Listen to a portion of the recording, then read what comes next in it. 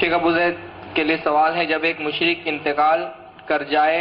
मुशरिक अगर इंतकाल हो तो उसकी नमाज की जनाज़ पढ़ सकते नहीं, और उसकी मग़फ़िरत के लिए दुआ करने का क्या हुक्म है? मैं समझता हूँ सवाल ऐसी सूरत में है कि एक मुसलमान है जो शिरक करता है,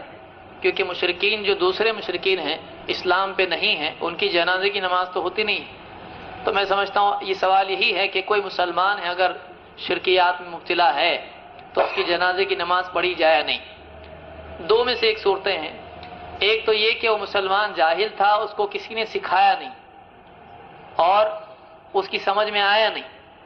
अगर वो शिरक में मुब्तला था तो ऐसे मुसलमान की जनाजे की नमाज पढ़ी जाएगी, इसलिए कि उस तक दीन का सही इल्म पहुंचा नहीं है, इसलिए उसको काफिर करार देना किसी शिरकी अमल की बुनियाद पर जायज़ नहीं है। दूसरी सूरत यह है कि किसी आदमी के सामने कुरान और सुन्नत की सारी बातें जो शिरक से मुतालिक हैं पेश की गईं, उसको बताया गया कि आप जो कर रहे हो वो शिरक है, और उसके पास कोई और उज़्र बाकी नहीं रहा, बात वाज़ेह तौर पर उसको समझ में आ गई, लेकिन इसके बावजूद वो अपनी जिद पर अड़ा रहे और शिरक पर जमा रहे और मर जाए तो फिर इसकी जनाजे की नमाज नहीं पढ़ना चाहिए, इसलिए कि वो मुसलमान नहीं है हक का इनकार करने की वजह से।